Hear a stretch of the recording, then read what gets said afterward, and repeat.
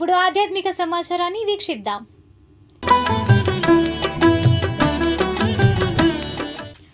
రాజధాని ప్రాంతంలోని తాళ్లైపాలెం శ్రీ శైవ క్షేత్రంలో శ్రీ రాజరాజేశ్వరి దేవి కోటిలింగాల స్వామి బ్రహ్మోత్సవాలు ఈ నెల 12వ తేదీ నుండి 16వ తేదీ వరకు జరగనున్నాయి. 12న రథోత్సవంతో బ్రహ్మోత్సవాలు ముగుస్తాయని శ్రీ శైవ క్షేత్ర పీఠాధిపతి శివస్వామి తెలిపారు. నమః ప్రణవార్థాయ శుద్ధ జ్ఞానైకమూర్తయే నిర్మలాయ ప్రశాంతాయ దక్షిణామూర్తయే నమః.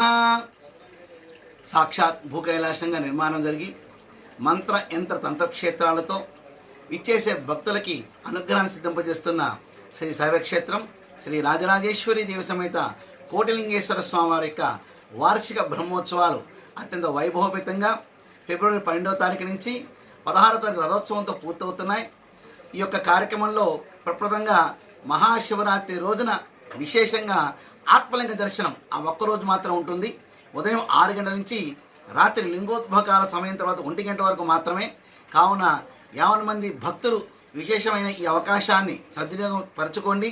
దివ్యమైన ఆత్మలింగ దర్శన భాగ్యాన్ని పొంది జీవన్ముక్తులుగా వర్ధిల్లండి అని చెప్పేసి మేమందరికీ భక్తులు కూడా విశేషంగా శుభ ఆహ్వానం పలుకుతున్నాం. శుభంభూయ. శివాలయంలో నిర్వహిస్తున్న బ్రహ్మోత్సవాల్లో భాగంగా బుధవారం భృంగి వాహనంపై ఉత్సవం జరిపారు. ఈ మేరకు ఆలయ ప్రతినిధి మాట్లాడారు.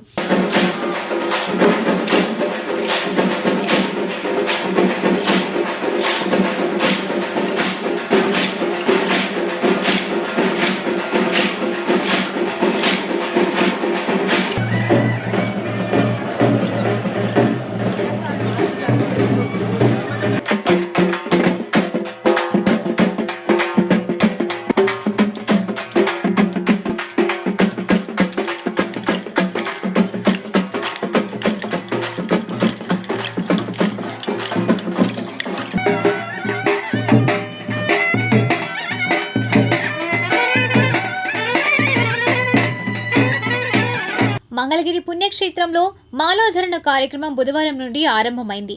ఈ మేరకు ఆలయ ప్రతినిధి వివరాలు అందజేశారు.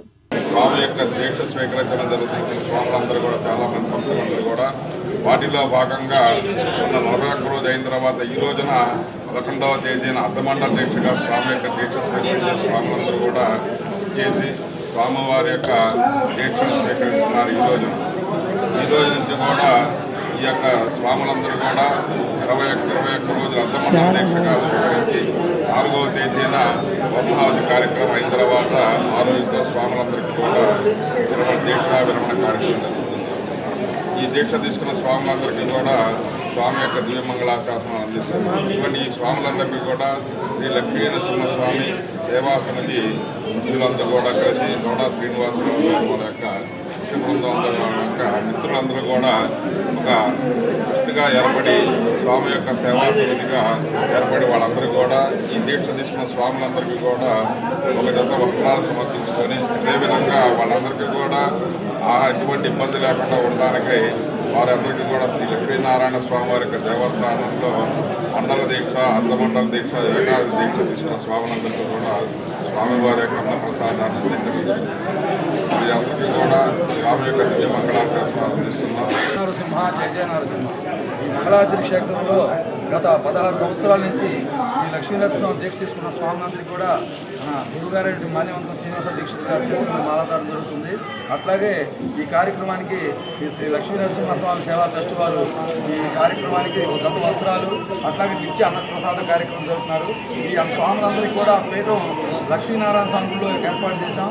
అందరూ కూడా పీఠం ఇంటికాడ కుదిరినప్పుడు పీఠాలు పెట్టుకోవచ్చు. అట్లాగే లేదనుకుంటే మన పీఠంలో వచ్చి మీరందరూ హారతలు తీసుకోవచ్చు. అట్లాగే ఈ నెల 21వ తారీఖున కూడా స్వామివారి అర్ధమండల దీక్ష కార్యక్రమం జరుగుతుంది. ఏకాదశి దీక్ష అందరూ స్వాములు తప్పనిసరిగా రావాల్సిందిగా